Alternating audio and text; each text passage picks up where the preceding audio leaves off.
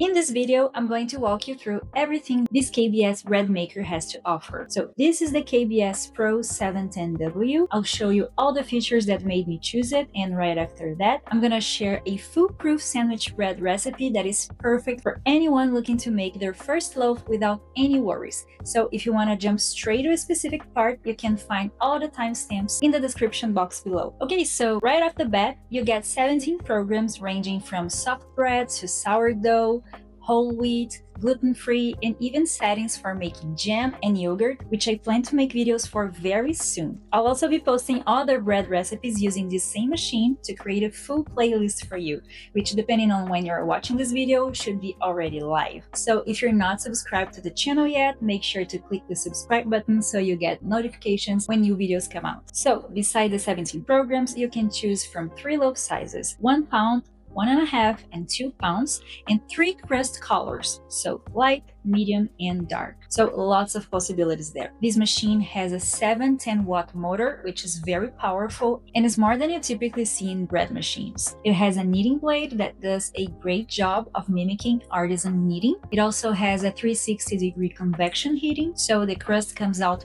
perfectly golden and crisp, and the inside stays soft. It even has smart sensors to keep the temperature precise, which takes a lot of the guesswork out of baking. For me, a huge selling point is the pan. It uses an exclusive ceramic pan. It's non-stick, but it's made without the chemicals like PTFE or PFOA, which I appreciate very much, and overall it feels very sturdy. 2 features makes this truly hands-off. The first is the automatic nut dispenser. Instead of having to wait around and remember to toss in your mixings halfway through, this machine does it for you at the perfect time. The second is the Smart Touch panel, which is super easy to use. Just press the menu button to scroll through all the available programs there. There's a delay timer that goes up to 15 hours, so you can load your ingredients the night before and wake up to the amazing aroma of freshly baked bread. It also has a keep warm function that begins as soon as the bread finishes baking, plus a power recovery function just in case. The design is thoughtful too. You have this large viewing window so you can actually watch your dough rise and bake. It also comes with a complete set: the ceramic pan, 2 kneading paddles,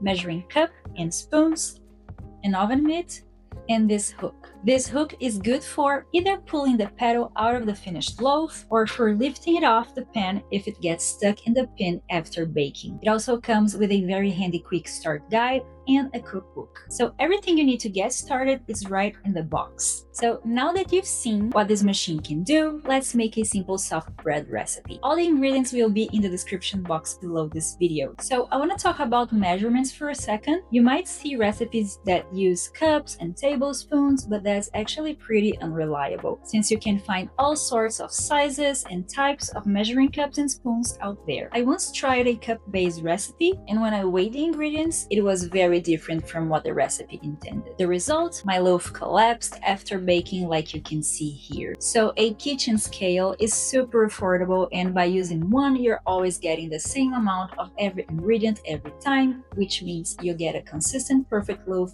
every single time. So if you don't have a scale, consider buying one. The standard method for bread machines is to start with your liquids and then add the dry ingredients on top. We do this so the yeast doesn't touch the liquids or the salt, as they can actually kill the yeast and ruin the final result. So here I have the water.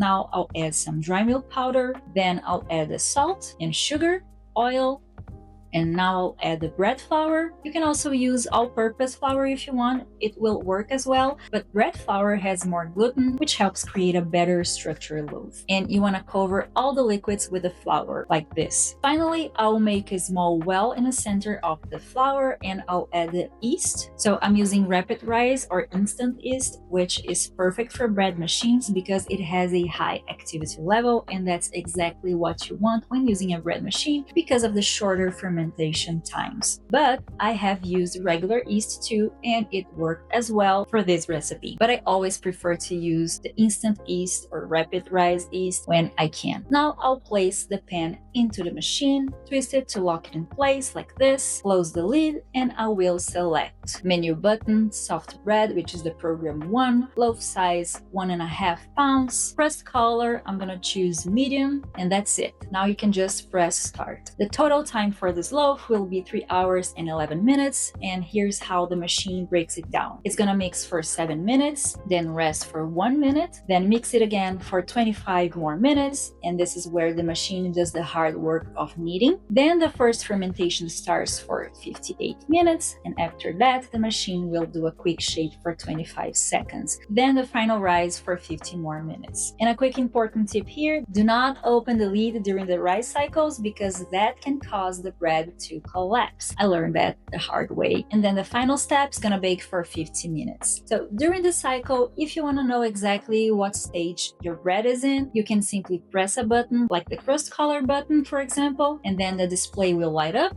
and the current step in the cycle will be blinking. And after the cycle is complete, here's a perfectly baked loaf of soft bread. I always remove it right away to cool on a rack, but like I said, it has a keep warm function that will keep the bread warm for up to 1 hour. But if you leave it too long, it can make the bread dry. So it's okay to leave it for 10 to 15 minutes, but it's better to remove it as soon as it's ready. Now, after it's completely cool, to get those perfect even slices every time, I use my manual bread slicer that I have already made a video for. Just click here to watch it. I love that it lets me control the thickness of the slices and I never end up with uneven pieces. I'll leave the link for the bread maker as well as the kitchen scale and bread slicer I use in the video description below. And to watch the next video in this playlist with more recipes using this bread machine, just click the video that's on the screen right now. So if you're looking for an easy, high quality way to make bread at home, I definitely recommend giving this one a look. I hope this video was helpful and see you on the next one.